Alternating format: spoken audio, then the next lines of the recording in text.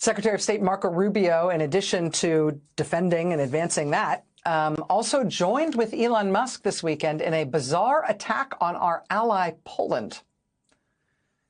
I mean, just for context here, many observers believe that after Trump gives Putin free rein to do what he wants in his war in Ukraine, Putin will keep going and push into Georgia in the south, which he already invaded in 2008.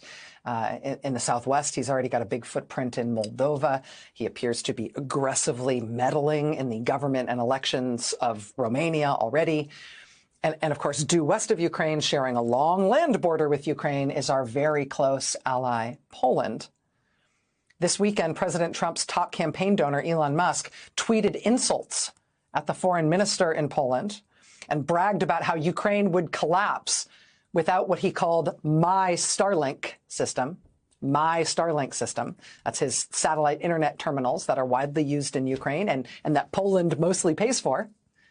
Secretary of State Marco Rubio then jumped in on that and demanded that the Polish foreign minister should say thank you to Elon Musk.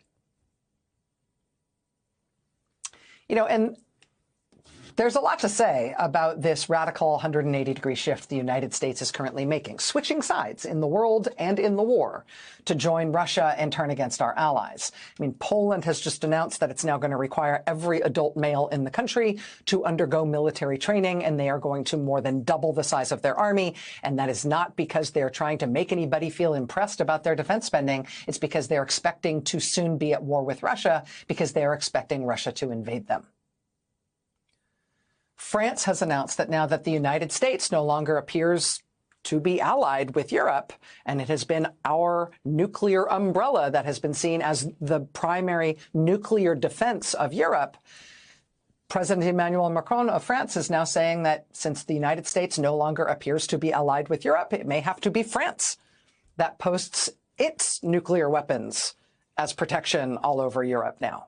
They're talking about wildly expanding the nuclear deterrent afforded by France in Europe. Both Poland and Germany are also now talking about getting their own nuclear weapons. Oh, good. Trump has meanwhile just cut our support for nuclear nonproliferation detectives all over the globe. These are the people who hunt for those who are trying to illicitly acquire nuclear weapons or materials. They work all over the world, including Iran. Trump has just cut our funding for those activities. Wired magazine reports that Trump and Pete Hegseth at the Pentagon are about to cut 75% of the Defense Department programs that aim to stop proliferation of nuclear weapons, as well as chemical and biological weapons. NBC News reports tonight that Trump additionally is just going to fire 8 to 10% of all the generals and admirals at the senior levels of the United States military, because sure, why not? That one he's going to put a bow on when he delivers it to Red Square, I think, right? That one's extra special. But amid all the things going on with our flipping sides and us now berating and hurting our previous allies, while we take very, very ambitious steps to destroy not only our alliances, but our own military power, our intelligence relationships, and our own economy. While we're doing that, right? Gutting the U.S. federal government, hurting the military, hurting our intelligence relationships, ruining our alliances, and trashing the economy. While we're busy with all of those things, there's just one other thing that kind of, I think, brings all sides of the news today together. Remember at the top I said stick a pin in that? I mentioned that there's this new reporting on the impact of what Trump and Musk are doing at the FAA, Federal Aviation Administration. Amid all these plane crashes and the crisis they are causing by firing all the people who keep the planes in the sky. At the Atlantic magazine, Isaac Stanley Becker reports on a SpaceX employee who has now been installed at the FAA, quote, to deploy equipment from Starlink across the FAA's communication network. Starlink, of course, Elon Musk's satellite internet terminals company. The directive, quote, promises to make the nation's air traffic control system dependent on Elon Musk, using equipment that experts say has not gone through strict U.S. government security and risk management review. So just put those two things together. Well, we've got, this weekend, Elon Musk threatening our ally Poland, which is more than doubling its army, talking about nuclear weapons, and preparing to be invaded by Russia.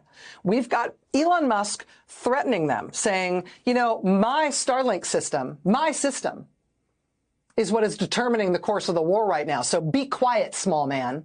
He actually said that. Be quiet, small man. It's my technology, my Starlink system that is deciding the war. I'm the one.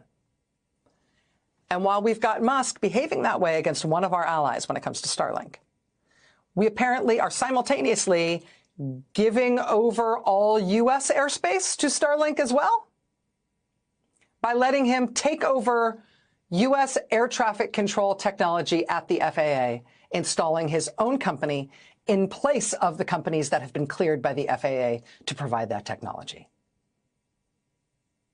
Not to put too fine a point on it, but as noted today at The Atlantic, quote, Starlink presents many risks, said one expert. Quote, part of the risk is that Musk could simply choose to switch the devices off. If Starlink runs American airspace, because that's what Donald Trump is letting his top campaign donor do, that gives Elon Musk the ability to shut down American airspace at will. Because after all, Starlink is my Starlink system, according to him, and he can do with it what he wants. Now Donald Trump says that's what's going to run air traffic control in the United States.